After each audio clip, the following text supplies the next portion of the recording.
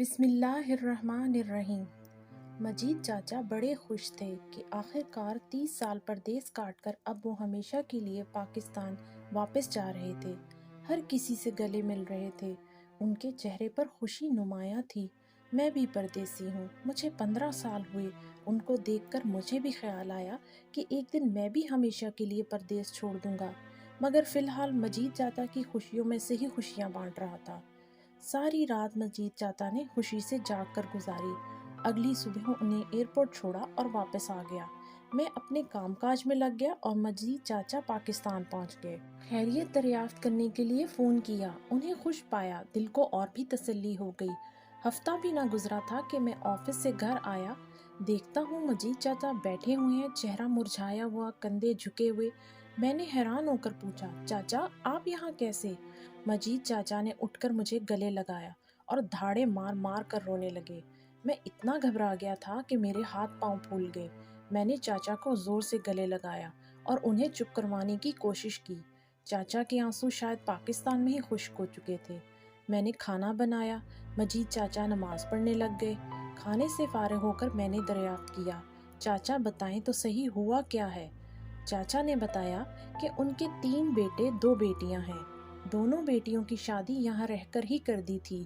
بیٹے تینوں ابھی کنوارے ہیں اور نوکری وغیرہ کرتے ہیں۔ چاچا نے کہا جس دن وہ گھر پہنچے سب ٹھیک تھا، انہیں مہمان کی طرح عزت دی گئی۔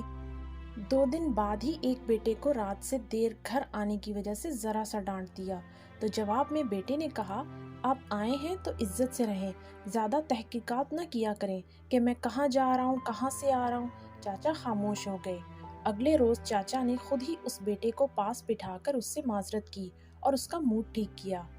مزید 2 دن گزرے تو دروازے پر دستک ہوئی۔ باہر کوئی لڑکا ان کے بڑے بیٹے کو بلانے آیا تھا۔ اسی بیٹے نے دروازہ کھولا۔ ڈرائنگ روم میں بیٹھے چاچا مجید نے اپنے بیٹے کی اس کے دوست سے گفتگو سن لی۔ دوست کہہ رہا تھا، 4 دن ہو گئے تو رات کو باہر نہیں آتا، ہم تیرا انتظار کرتے رہتے ہیں۔ بیٹے کا جواب تھا، یار ابا آیا ہوا ہے، یہ چلا جائے تو آزادی ملے گی، جب سے آیا ہے ناک میں دم کر رکھا ہے۔ اس کے الفاظ چچا مجید کے دل میں خنجر کی طرح پیوست ہو رہے تھے۔ شاید چاچا کے کانوں نے مزید سننے کی طاقت گنوا دی تھی۔ چاچا بے ہوش ہو گئے۔ وہ کئی گھنٹے اسی کمرے کے فرش پر گرے پڑے رہے۔ جب ہوش آیا تب بھی خود کو اکیلے ہی پایا۔ چاچا کی بیوی اپنے محلے کی چند عورتوں کے ساتھ شاپنگ کرنے گئی ہوئی تھی اور بیٹے گھر سے باہر تھے۔ چچا اپنے خالی مکان کی دیواروں سے عجیب باتیں کرنے لگے۔ کبھی کہتے، میں کہاں غلط ہوں؟ کیا میں اتنا غلط ہوں؟ میں نے کیا نہیں کیا؟ کیا میں اتنا غیر اہم ہوں؟ اسی رات چچا نے کھانے کی ٹیبل پر صرف اپنے لیے کھانا دیکھا، باقی سب باہر سے کھا کر آئے تھے۔ چچا نے گلہ کرنا چاہا کہ ان کے ساتھ کھانے کی ٹیبل پر بیٹھ ہی جاتے، مگر مزید تکلیف دہ جواب سننے کا حوصلہ نہ تھا۔ کھانا کھایا اور لیٹ گئے۔ اگلی صبح چچا نماز کے لیے وضو کر رہے تھے کہ بیٹے کی زوردار گرجتی آواز سنی، کون شور کر رہا ہے اس وقت؟ چچا معصوم سے بچے کی طرح ڈر گئے اور وضو ادھورا چھوڑ کر مسجد چلے گئے۔ وہیں وضو کیا اور نماز پڑھی۔ نماز کے بعد دعا مانگتے ہوئے چچا رونے لگے۔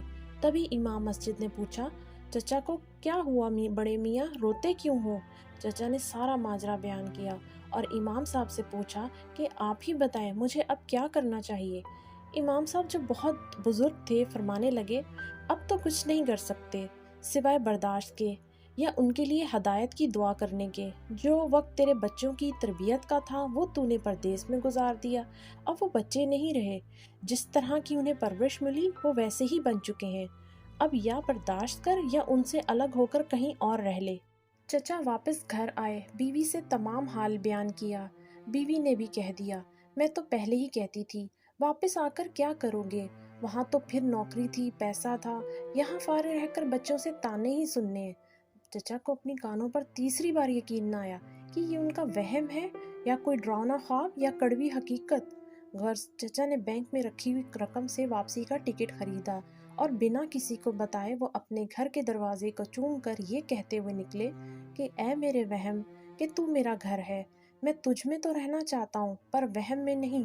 چچا کی باتیں سن کر میری آنکھوں سے نکلتے آنسو میرے سینے تک کو تر کر گئے۔ سناٹے کو توڑتے ہوئے چچا مجید کی ہلکی سی آواز نکلی، جہاں زیب میں اب پاکستان کبھی نہیں جاؤں گا۔ جب میں نہ رہا تو مجھے یہیں پردیس میں دفن کر دینا۔ میں چچا کے ساتھ لپٹ کر زور زور سے رونے لگا، کیونکہ میرا دل بھی ڈرتے ہوئے کہہ رہا تھا، کہیں پاکستان میں بنایا گیا میرا گھر بھی وہم تو نہیں۔ پیارے دوستو، آپ کو یہ آج کی کہانی کیسی لگی؟ کمنٹ میں ضرور بتائیے گا اور ہمارے چینل کو سبسکرائب کیجیے گا۔